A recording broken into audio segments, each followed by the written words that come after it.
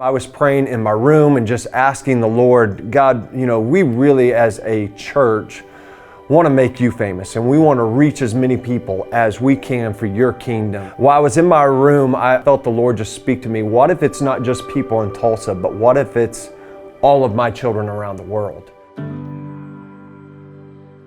And that's when I came and started talking to Stephen. And we just kind of took a trip over into the Masai Mara area. There was 4 of us, and we went over there just to see what was possible. And now we're about 2.5 years in. We just are about to finish the church plant, or the 8th church that we have built, and is staffed by a fellow Kenyan that is reaching people. And so it's just pretty amazing.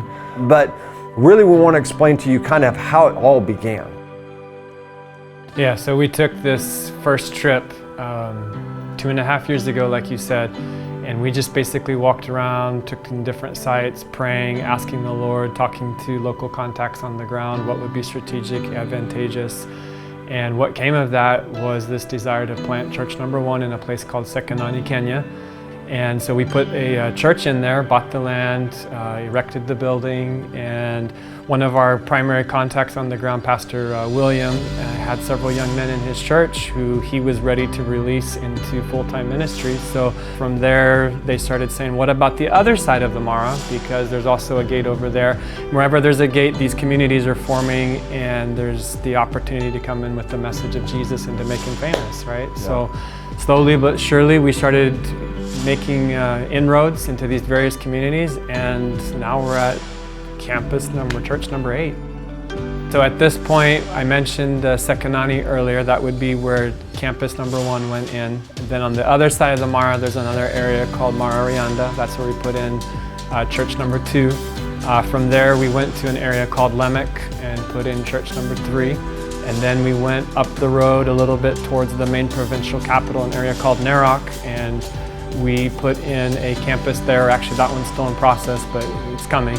And then we went back down that same road towards the Mara again to a place called Inkwalale, and put in a campus there. And then the Inkwalale church is a really cool story. You might want to jump in real quick and tell that one. Yeah, so that's church number 5. And in the process of them being open, like within the first month, even before we got there to dedicate their building, they decided, man, there's a need 5 miles down the road at another village. And so they decided to start a church all on their own, which is the big goal, that these churches start planting other churches.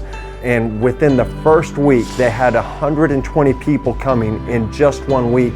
And out of those 120 people, 117 people had never heard of who Jesus Christ was and gave their heart to the Lord. And so as a result of being there, we're like, we've got to do something here for those people. So that was number 6. And that's in an area called Il Turisho. From Il Turisho, campus number 6, we went to campus number 7 in a place called Ewaso, which is again on the main road up towards Narok. And then campus number 8 is actually a completely different part of Kenya, actually on the coast of Kenya. And so, we've got enough to do another church. So we're going to have 9 churches built within a span of 3 years. For the most part, these people have no idea who Jesus Christ is, that He has a purpose, He has a calling, He has a destiny for their life. And our big vision at Foundations Church is simply this: we exist to make Jesus famous in all that we do. And that's exactly what's happening in all these 8 different places all over Kenya, all in the Masai Mara area, is that it's not pointing back to Foundations Church, it's just pointing people to Jesus Christ. And what I love is that every dollar that's coming in goes to the project. There's no overhead, there's no administration fee. I mean, it's coming in and it's going out. If you want to get involved, some of you may be like, how do I get involved? It's very simple.